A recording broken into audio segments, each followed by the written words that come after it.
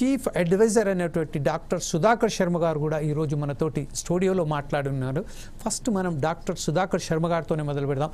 సుధాకర్ శర్మ గారు, ప్రస్తుతానికి ఈ వివాదం చిలికి వానలా ఏర్పడి ఒక దేశవ్యాప్తంగానే ఒక విధమైన హైదరాబాద్కు సంబంధించిన హెచ్యూ భూ వివాదం, ప్రధానమంత్రి ఖుదీగా ఇందులో ఇంటర్వ్యూన్ అయి మాట్లాడవలసి వచ్చింది.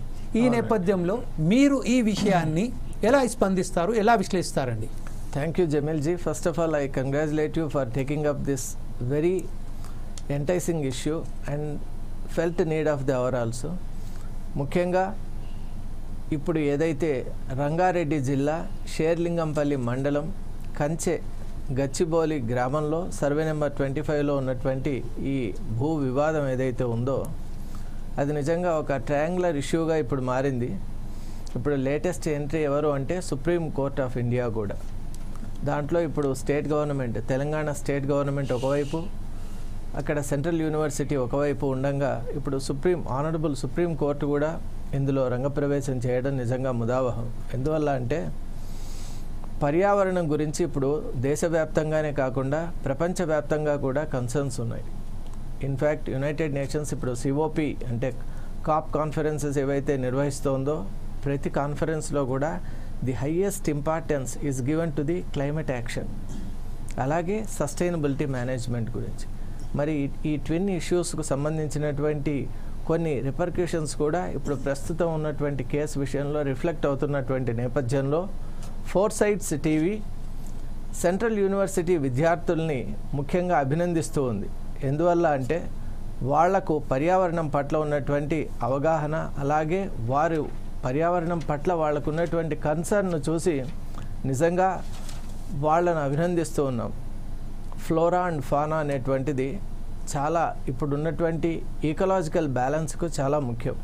ఆ నేపథ్యంలో ఇక్కడ వివాదం ఎటువైపు వెళ్ళినా కూడా అక్కడ ఉన్నటువంటి హ్యాబిటెంట్స్ ఎవరైతే ఉన్నారో ఆ ప్రాంతంలో అటువంటి వాళ్ళని డిస్టర్బ్ చేయటం కానీ, అలాగే ఆ స్పీషీస్కు మనం ఒక థ్రెటనింగ్ సిచ్యువేషన్ను సినేరియోను కల్పించటం అనేది అది నిజంగా అన్పార్డనబుల్ మిస్టేక్. అది ఆనరబుల్ సుప్రీంకోర్టు కూడా అదే చెప్పింది.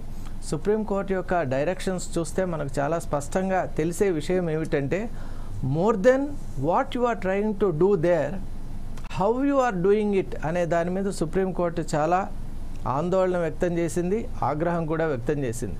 ఎందువల్ల అంటే losing an inch of forest land is also detrimental. ఇప్పుడున్నటువంటి నేపథ్యంలో ప్లానటరీ హెల్త్ అనేది ఇంత సెన్సిటివ్గా ఉన్నటువంటి నేపథ్యంలో we cannot afford to lose even an inch of forest land. అటువంటప్పుడు ఇక్కడ 400 acres almost 100 acres have been wiped out with bulldozers. అది ఆ విషయాన్ని ఎలా చేశారు? ఇంకోటి మనకు ఉన్నటువంటి కొన్ని సంస్థలు ఉన్నాయి. పొల్యూషన్ బోర్డు ఉంది, ఎన్వైరన్మెంటల్ క్లియరెన్స్ బోర్డు ఉంది, అలాగే వైల్డ్ లైఫ్ యాక్ట్కి సంబంధించినటువంటి అథారిటీస్ యొక్క క్లియరెన్స్ తీసుకోవాలి. ఇవన్నీ పర్మిషన్స్ మనం తీసుకొని ఇటువంటి యాక్ట్ కానీ యాక్టివిటీ కానీ చెయ్యాలి. మరి వాటన్నిటికీ సంబంధించినటువంటి సంపూర్ణమైనటువంటి అక్కడ డాక్యుమెంట్స్ మన state government, Telangana state government అక్కడ ప్రొడ్యూస్ చేయకపోవడం, అటువంటి పర్మిషన్స్ లేవు అని తెలుసుకున్నటువంటి సుప్రీంకోర్టు ఈ విధమైన కన్క్లూసివ్ అండర్స్టాండింగ్కి రావటం నిజంగా ప్రతి ఒక్కరిని కూడా ఆలోచింపజేస్తోంది. ఈ నేపథ్యంలో ఈరోజు డిస్కషన్లో నిజంగా అక్కడ హెచ్యూలో ఉన్నటువంటి విద్యార్థులు రావడం చాలా ఆనందదాయకం.